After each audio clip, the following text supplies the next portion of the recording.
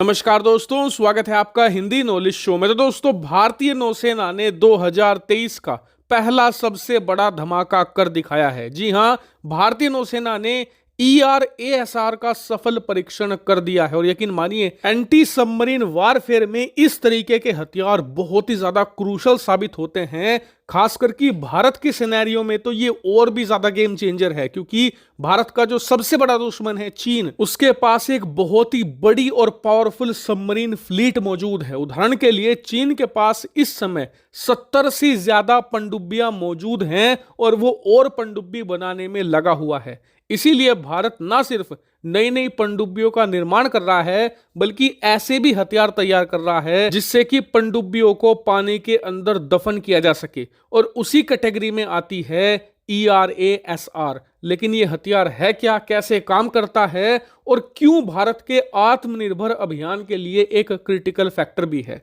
चलिए मैं आपको सारी चीजें एक एक करके विस्तार से बताता हूं। सबसे पहले जानते हैं कि ये ERASR है क्या। तो देखिए, इसका मतलब होता है extended range anti submarine rocket system. जी हां, ये ऐसे रॉकेट सिस्टम हैं जो स्पेशली भारतीय नौसेना के लिए बनाए गए हैं और इनका काम है दुश्मन की पनडुब्बियों को पानी के अंदर ही दफन कर देना। और इसका प्रोसेस क्या होता है, ये बताने से पहले मैं आपको इसकी एक खास बात ये बता दूं कि ये हमारे लिए बहुत ही स्पेशल है। स्पेशल इसलिए क्योंकि अब से पहले हमारे जो नौसैनिक वॉरशिप थे, युद्धपोत थे, उन पर जो रॉकेट सिस्टम इस्तेमाल किए जाते थे वो रूस के GB anti submarine rocket system हुआ करते थे। यानी कि अब से पहले हम रूस पर निर्भर थे नौसेना के रॉकेट सिस्टम के लिए। लेकिन अब DRDO ने ERASR तैयार कर दिया है, जिसका हमने सफल परीक्षण भी कर दिया है। और अब रूस की जगह हम अपना खुद का रॉकेट सिस्टम इस्तेमाल करेंगे, यानी कि इस मामले में भी हम आत्मनिर्भर बन चुके हैं। तो खैर, अब बात करते हैं कि कैसे ये रॉकेट सिस्टम जो एक शिप पर रहता है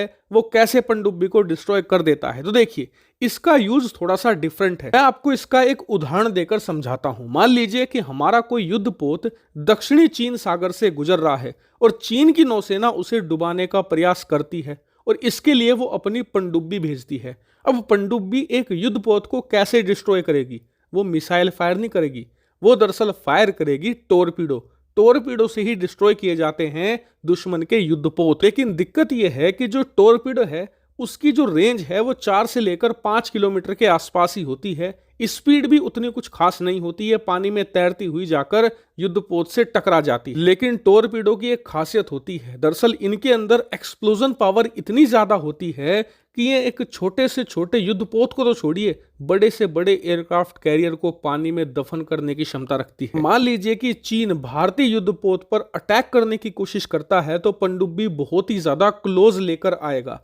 और जैसे ही क्लोज लेकर आएगा, युद्धपोत समझ जाएगा कि जी ये तो अटैक करने के इरादे से आ रहे हैं, और उसी वक्त हम तुरंत रिएक्ट करेंगे और ERASR रॉकेट फायर कर देंगे।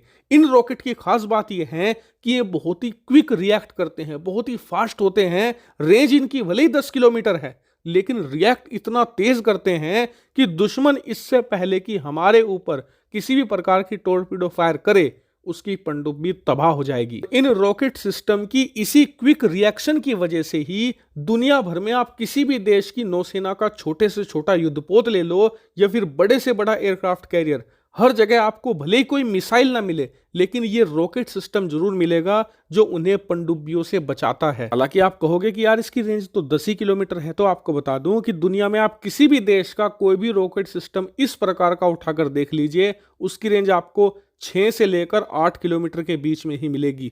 भारत ने इसे 10 किलोमीटर का बनाया है, इसी वजह से इसके नाम की शुरुआत में एक्सटेंडेड रेंज जोड़ा गया है, क्योंकि इस प्रकार के रॉकेट लॉन्ग रेंज की श्रेणी में आ जाते हैं। और यकीन, ना सिर्फ इससे भारतीय नौसेना मजबूत होगी, बल्कि आत्मनिर्भर अभियान को भी और ज्यादा ताकत मिलेगी। हालांकि पूरे मामले पर आपका क्या मानना है, कमेंट करके जरूर बताएगा। Thank you very much for watching video.